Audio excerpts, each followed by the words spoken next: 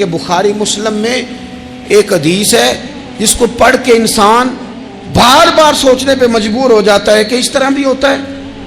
حضرت انس بن مالک رضی اللہ تعالیٰ عنہ ارشاد فرماتے ہیں ہم سب حضور کی بارگاہ میں بیٹھے تھے، بخاری مسلم ہے، نبی پاک علیہ السلام تشریف فرما تھے، حضور کی عادت مبارکہ تھی جہاں موقع آیا حضور بیٹھ گئے، حضور زمین پہ جلوہ فراز تھے، صحابہ کرام نے سوال پوچھنے شروع کیے، یہ بھی بتائیں، کچھ نوجوان تھے انہوں نے کچھ سوالات شروع کیے، انہوں نے بہت زیادہ سوالات کیے کثرت سے، تو حضرت انس بن مالک رضی اللہ تعالیٰ عنہ فرماتے ہیں بہت سوالات، جب زیادہ سوال ہو گئے نا اللہ کے رسول صلی اللہ علیہ وسلم اٹھ کے نا ممبر پہ بیٹھ گئے، فرمایا پوچھو جو تمہارا جی چاہتا ہے میں بتاؤں گا، پوچھو، کرو سوال کرو۔ ایک شخص نے اٹھ کے عرض کی یا رسول اللہ میرا باپ کون ہے؟ فرمایا حذیفہ۔ دو لوگ اور اٹھے یا رسول اللہ ہمیں لوگ تانے دیتے ہمارا باپ، فرمایا تمہارا باپ وہی ہے جس کی طرف تم منسوب ہو، اسی باپ کی جائز اولاد ہو۔ ایک بندہ اور اٹھا، اس کا لہجہ بھی کچھ اس طرح کا تھا، کہنے لگا حضور میں جنت میں جاؤں گا کہ جہنم میں؟ کئی دفعہ نا چیزیں راز میں رہیں تو وہ ٹھیک رہتی ہیں، لیکن جن کو راز کھولنے کا شوق ہو ان کے اپنے بھی کھل جایا کرتے ہیں، ان کے کھل جاتے ہیں پھر وہ تکلیف میں آتے ہیں۔ یہ یاد رکھیں حضور میں جنت میں جاؤں گا کہ جہنم میں؟ حضرت انس بن مالک کہتے ہیں کریم بولے، مور لگنے لگی، ہم کانپنے لگے، حضور نے فرمایا تو جہنم میں جائے گا، دوزخی ہے تو۔ بس جب وہ سناٹا چھا گیا، اب ڈر تھا کہ کچھ اور باتیں نہ، یہ کثرت سوالات کی وجہ سے حضور ناراض ہو گئے۔ کہتے ہیں فٹافٹ حضرت عمر اٹھے، فٹافٹ، اور کوئی معافی نہیں مانگی، کوئی بات نہیں کی، جناب عمر تھے نا، آئے عمر تیرے جملوں پہ مر جاؤں، ان راہوں پہ قربان جہاں سے عمر چلتے تھے، ہر حکمران تیری بات کرتا ہے پر عمر تیرے ایک ایک فیصلے پہ میری اولادیں قربان۔ ایسا بھی شخص کوئی پلٹ کے دنیا میں آئے گا جیسا خطاب کے گھر عمر پیدا ہوا۔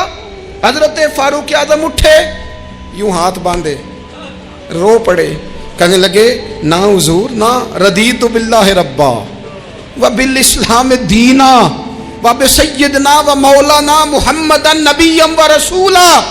حضور ہم بڑے راضی ہیں کہ اللہ ہمارا رب ہے، سونیا بڑے راضی ہیں کہ دین ہمارا اسلام ہے، یا رسول اللہ ہم بڑے راضی ہیں کہ اللہ نے آپ کو ہمارا نبی بنا کے بھیجا ہے۔ حضور بڑے یوں ہاتھ باندھے، نہ ساڈا بولے چولے معاف کری، غلطی ہو گئی حضور جوانوں سے، نہیں ایسا حضور، نہ اس سے زیادہ کوئی پردہ نہ کھول جائے کہ رضیت باللہ ربا وبالاسلام دینا وبسیدنا ومولانا محمدا نبیا ورسولا۔ وہ ضرورت کے لیے سوال ضرور پوچھا جائے، حضور پسند کرتے تھے، لیکن بحث میں الجھ جانا، ہر وقت دین کو تختہ مشق بنا لینا، ہر وقت میرا دل تڑپتا ہے، کبھی کبھی سوچتا ہوں یہ میرے نبی پاک کا دین ہے، کیا یہ صرف دنیا میں بحث کے لیے آیا ہے؟ جس کو 4 لفظ آئے اس نے میرے حضور کے دین کو ذریعہ بحث بنا لیا، صبح بھی بحثیں، شام بھی بحثیں۔ کریم محبوب علیہ الصلوۃ والسلام نے جو طائف میں روڑے کھائے تھے وہ اس لیے کہ امت بیٹھ کے بحثیں کرے، اس لیے امام علی مقام نے سارا گھرانہ کربلا میں دے دیا کہ تم بحثیں کرو۔ عمل کب کریں گے؟ کرو بحث، صبح بھی کرو، ہر بندہ کرے، مولوی بھی کرے، مفتی بھی کرے، مناظر بھی کرے، اور چلو علماء تو کبھی اعلاء کلمت الحق کے لیے کوئی گفتگو کر بھی لیں، ہر چوک چراہے میں بحث، ہر جگہ مناظرہ، خدا را بلا ضرورت تو چھوڑ دیں، بلا وجہ تو چھوڑ دیں، کبھی تو مان کر چلنے کا مزاج بنا لیں، کبھی تو قبول کر لیں۔ یا رسول اللہ رضیت باللہ ربا وبالاسلام دینا وبسیدنا ومولانا محمد نبیا ورسولا۔ حضور بڑے راضی ہیں کہ اللہ ہمارا رب ہے، اسلام ہمارا دین ہے، آپ ہمارے نبی ہیں، حضور ہم بڑے ہی راضی ہیں، ہم پر کرم نوازی ہو جائے۔ تو حضور نے فرمایا عمر بیٹھ جا، اللہ تیرے اوپر رحم فرمائے، عمر بیٹھ جانا، رب تیرے اوپر رحم فرمائے۔ قرآن مجید فرقان حمید آپ دیکھیے تو سورہ بقرہ میں سے جو آیہ کریمہ میں نے آج تلاوت کی ہے خطبے میں، اس میں اللہ تعالیٰ نے فرمایا ام تریدون ان تسألوا رسولکم کما سئل موسیٰ من قبل، کیا تم میرے نبی پاک علیہ السلام سے بھی اسی طرح ہی سوال کرنا چاہتے ہو جس طرح حضرت موسیٰ کی قوم نے ان سے کیے تھے؟ جس طرح پہلے حضرت موسیٰ علیہ السلام سے سوال کیا گیا تھا، تم بھی میرے رسول سے اسی طرح سوال کرنے کا ارادہ رکھتے ہو؟ کبھی بنی اسرائیل والوں نے کہا کہ ہمیں پتھر سے پانی نکال کے دیا جائے، کبھی کہا کہ ہمیں کھانا من و سلوا دیا جائے، کبھی کہا کہ ہم اس وقت مانیں گے جب رب کو اعلانیہ دیکھ لیں گے۔ کیا تم میرے رسول سے بھی اسی طرح ہی سوال جواب کرنا چاہتے ہو؟ ضرورت کے لیے سوال ضرور کریں، یہ پہلا ہی سپارہ ہے۔ حضرت موسیٰ علیہ السلام کا زمانہ مبارکہ ہے۔ ایک شخص نے اپنے کزن کو، اپنے چچا کے بیٹے کو، چچا زاد کو قتل کر دیا اور خود ہی اس کا مدعی بن کے حضرت موسیٰ کے پاس آیا کہ بتائیے جناب میرے اس بھائی کو کس نے قتل کیا ہے؟ حضرت موسیٰ نے ایک سادی سی بات کی، کیا فرمایا؟ وَإِذْ قَالَ مُوسَىٰ لِقَوْمِهِ إِنَّ اللَّهَ يَأْمُرُكُمْ أَن تَذْبَحُوا بَقَرَةً۔ حضرت موسیٰ علیہ السلام نے اپنی قوم سے کہا کہ اللہ تمہیں حکم دیتا ہے کہ ایک گائے ذبح کرو، گائے کا کچھ حصہ مقتول کو مارو، وہ خود اٹھ کے بتا دے گا مجھے کس نے قتل کیا ہے۔ یہ پہلا سپارہ ہے قرآن مجید کا، آپ اس کو دیکھ لیں، یہ آیت نمبر 67 سے شروع ہو رہا ہے۔ تو اب وہ چونکہ ذبح کرنا نہیں چاہ رہا تھا، اس کو پتا تھا کہ مجرم تو میں خود ہوں، وہ ذبح چونکہ کرنا نہیں چاہ رہا تھا، اس سے کہا کہ مارو ایک حصہ گائے کا، اس کو تو یہ اٹھ کے بتا دے گا۔ تو اس نے جواب کیا دیا؟ قالوا اتتخذون ہزوا، یعنی لگا آپ میرے ساتھ مذاق کرتے ہیں، کبھی ایسا بھی ہوا ہے؟ قال اعوذ باللہ ان اکون من الجاہلین، حضرت موسیٰ علیہ السلام فرمانے لگے میں اللہ کی پناہ مانگتا ہوں میں جاہلوں میں سے ہو جاؤں۔ ہر وقت مذاق کرتے رہنا یہ تو جاہلوں کا طریقہ ہے۔ کن کا ہے؟ حضرت موسیٰ نے کہا ہے، قرآن پاک ہے، ہر وقت مذاق کرتے رہنا۔ خوش طبی اور چیز ہے، مسکراتے رہنا، لیکن کسی کا مذاق ہر وقت اڑاتے رہنا کن کا طریقہ ہے؟ جاہلوں کا۔ جب کہا نہیں ذبح کرنی ہے تو اب ذرا دیکھیے، کرنا نہیں نہ چاہ رہے، قالوا ادع لنا ربک یبین لنا ما ہی، کہنے لگے اے موسیٰ پھر آپ نہ رب سے دعا کریں کہ وہ ذرا کھول کے بتائے وہ گائیں کس طرح کی ہو۔ ارادہ نہیں نہ ذبح کرنے کا، آپ دعا کریں۔ قال انہ یقول انہا بقرۃ لا فارض ولا بکر، فرمایا کہ رب کہتا ہے وہ گائے نہ بوڑھی ہو نہ زیادہ بچیا ہو، عوان بین ذالک، ان کے درمیان ہو، یعنی جوان گائے ہو۔ فافعلوا ما تؤمرون، کرو جس کا تمہیں حکم دیا جا رہا ہے۔ قالوا ادع لنا ربک یبین لنا ما لونھا، لو اگلی بات سن لو، کہنے لگے آپ دعا کریں رب سے کہ وہ کھول کے بتائے اس کا رنگ کس طرح کا ہو، رنگ بتائیں کس طرح کا ہو۔ قال انہ یقول انہا بقرۃ صفراء، فرمایا رب فرماتا ہے کہ صفراء رنگ کی ہو، یعنی گہرے زرد رنگ کی ہو۔ یہ رب فرماتا ہے اس طرح کی گائے ذبح کرو۔ فاقع لونھا تسر الناظرین، اور جب کوئی اسے دیکھے تو اسے اچھا بھی لگے، آنکھوں کو اچھی لگے وہ گائے، اس طرح کی گائیں ذبح کرو۔ لو اتنی باتیں بتا دی۔ قالوا ادع لنا ربک یبین لنا ما ہی، کہنے لگے نہیں آپ پھر دعا کریں اللہ ذرا کھول کے بتائے گائیں کس طرح کی ہو۔ ان البقرہ تشابہ علینا، ہمیں ذرا گائیں پر شبہ پڑ گیا ہے کس طرح کی ذبح کرنی چاہیے۔ وَإِنَّا انشاءاللہ لمہتدون، اگر اللہ نے چاہا تو ضرور ہم ہدایت پا جائیں گے۔ پھر اللہ تعالیٰ نے فرمایا کہ قال انہ یقول انہا بقرۃ لا ذلول تثیر الارض، گائیں اس طرح کی ہو کہ وہ کبھی کھیتی میں نہ چلائی گئی ہو، یعنی اس کو کبھی کام نہ اس سے لیا گیا ہو۔ بیل کو لوگ لگاتے تھے نا، جو کام آج ٹریکٹر سے لیا جاتا ہے وہ گائے بیل سے لیا جاتا تھا، تو وہ کھیتی باڑی کے کام نہ اس کو لگایا گیا ہو۔ ولا تسقی الحرث، اور نہ اس سے پانی نکالا گیا ہو، نہ کھیت چلانے ہل چلانے میں لگائی گئی ہو، اور وہ جو کنواں ہوتا تھا جس کے گرد گائیں گھومتی تھی، تو کہا وہ بھی کام اس نے نہ کیا ہو گائے نے۔ مسلمۃ لا شیۃ فیہا، وہ ہر عیب سے پاک ہونی چاہیے۔ قالوا الآن جئت بالحق، اب کہنے لگے اب آپ صحیح بات لے کے آئے، اب سوال ختم ہو گئے نا، کہنے لگے اب آپ بات فذبحوہا، انہوں نے ذبح کر دی۔ وما کادوا یفعلون، پر ایسا کرتے نظر آتے، لگتا نہیں تھا کریں گے ذبح پر ذبح۔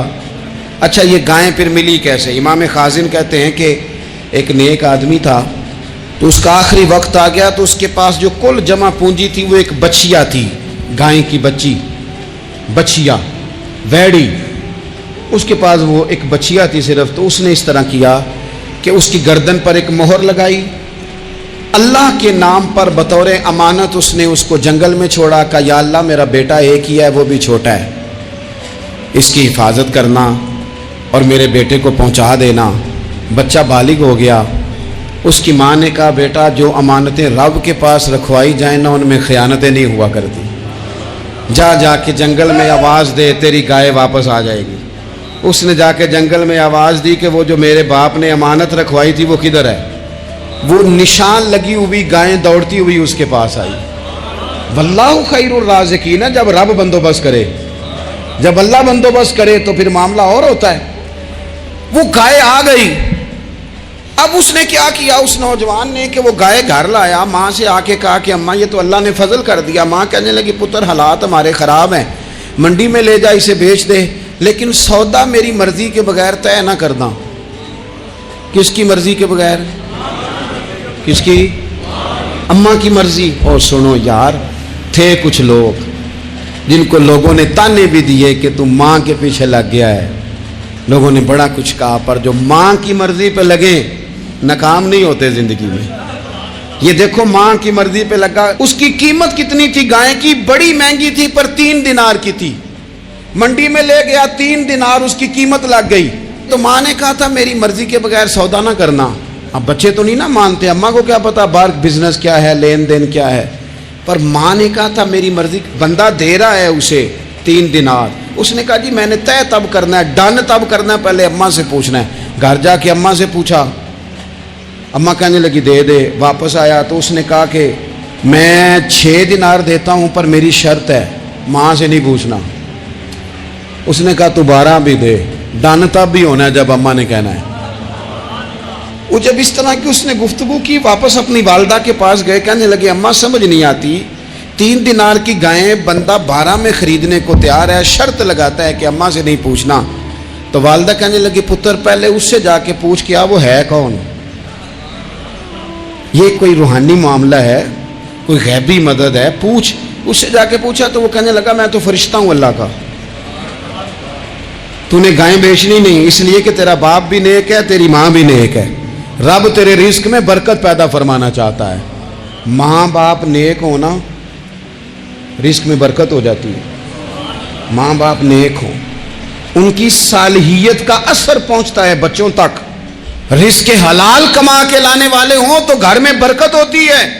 جا کے کہا کہ تیرے ماں باپ نیک تھے، اسے نہ بیچنا گائے کو، تو کیا کریں؟ کہنے لگے بنی اسرائیل والے سوال کر کر کے خود مشکل میں آ گئے. اب وہ ایسی گائے جو جوان بھی ہو، یہاں تو ہر غریب آدمی اپنی گائیں یہاں لگا دیتا ہے، کھیتی باڑی میں یہاں لگا دیتا ہے، کنویں میں پانی نکالنے میں تو یہاں تو ہر ایک کی گائیں. تو ایسی گائیں جس کا رنگ بھی اتنا پیارا ہو، زیادہ بوڑھی زیادہ بچی بھی نہ ہو، اور ابھی تک کھیت میں بھی نہ لگی ہو، وہ سوائے تیرے کہیں نہیں ہے. اس نے کہا چل پھر مہربانی کر بتا میں کتنے کو دوں گائیں، اگر وہ آ جائیں تو کتنے کو بیچنی ہے.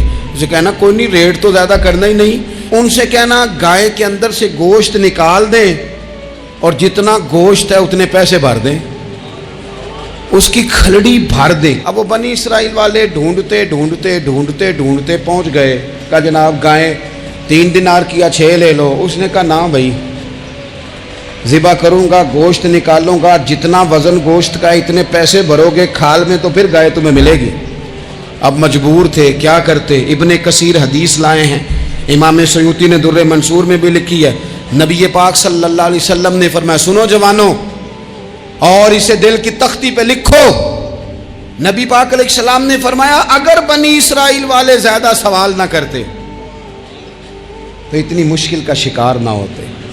انہوں نے سوال اتنے کیے کہ چارہ نہیں ہے اب ان کے لیے، چارہ نہیں ہے اب ان کے لیے کہ یہ ادھر ادھر جا سکے. مجبوری بن گئی، یہی گائے خریدنی ہے، یہی لے جانی ہے. اب اتنا سارا مال جمع کر کے وہ گائے خریدی، ذبح کی. تو مقتول کو جب اس کا ایک حصہ مارا تو اس نے اٹھ کے کہہ دیا یہ جو مدعی بنا ہوا ہے نا، یہی تو میرا قاتل ہے، یہی تو میرا قاتل ہے، یہی تو ہے، اس نے یہ سارا کام کیا ہے.